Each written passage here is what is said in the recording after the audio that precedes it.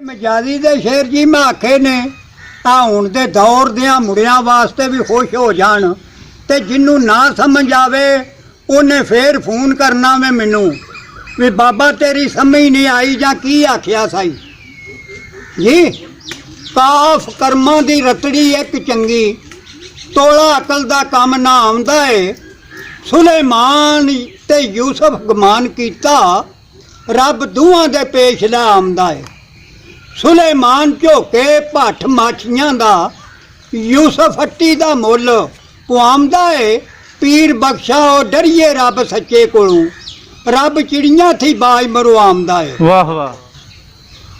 जुआद गम Nigma दा कौन होवे आह यार दर्दी सो भी नस गया नहीं बंदगी पई कबूल मेरी सजदे करदियां ही मथड़ा घस गया। डिठा यार मैं बेपरवाह सोहना सानू रोंदियां ही वेख के हस गया। कीते बूटिया लाठी उधार तरले जानी एक ना दिले दी दस गया। ते दाल दावे ने कूड़ जहान वाले इस जग नू कई अंडा गए ने। नमरूद यहूद शदाद जे ने जेड़े खुद खुदा का आ गए ने। अकबर बादशाह दिल्ली शहर अंदर फेरी वांग बनजारियां पा गए ने। शाह ममदा रवे दा रब सच्चा वाजे कूड़ दे कई बजा गए ने। ते जीम जा डिठा सोहना बुत हाने मथे तिलक ते बगल करान दिसदा कीता यार दा मजहब कबूल मैं भी उसे विच सलाम ते ईमान दिसदा। एक हथ माला एक हथ तस्बी ना ओ काफर ते ना ओ मुसलमान दिसदा। मोहम्मद बूटिया चमकदार तरफों जलवा यार दा विच जहान दिसदा। ते ऐन इश्क दे मगर जो नशर होए पर्दा उन्हां दा किसे ने पाड़ना की मोए जल जो इश्क दी अग अंदर दोज़ख उन्हां नू किसे ने साड़ना की।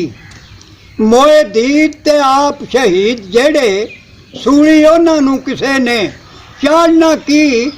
दिल बूटिया जिन्हां दे इश्क लुटे घर उन्हां दा किसे ने जालना की। ऐन इश्क जिन्हां नू लग जांदा ओ ते फिरदियां चुप चपीतियां नी। अंदर वड़न ते पीर फकीर सीवन बाहर निकलन ते गुंगियां बातियां नी। दिने डरन कंधां दियां परछावियां तू राती चीर चिन्हां नू जांदियां नी। अहली हैदरा जिन्हां नू यार मिल गए ठंडियां ठार उन्हां दियां छातियां नी। ते दाल दऊं तलवारां विच जान मेरी दिसे कोई सबब बचा दा ना। जितने जख्म जदाई दे विच सीने उथे पहुंचना कम जरा दा ना। मेरी हां सुन के पत्थर मोम हो गए दिल डोलिया बे परवाह दा ना। मोहम्मद बूटिया उस मशूक दा छड्ड खड़ा जिदे दिल विच ही खौफ खुदा दा ना। ते मी मिलने दी जे तेनू ख्वाहिश होवे साडी गली दे विच तू आ यारा वेली हो के दियां दीदार तेनू थोड़ी गल ते खफे ना जा यारा।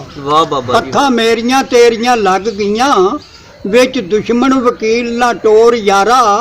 फजल शाह कहंदा दीदार नहीं होया किस्मत अपनी नू बैठ के रो यारा। चलो बड़े ने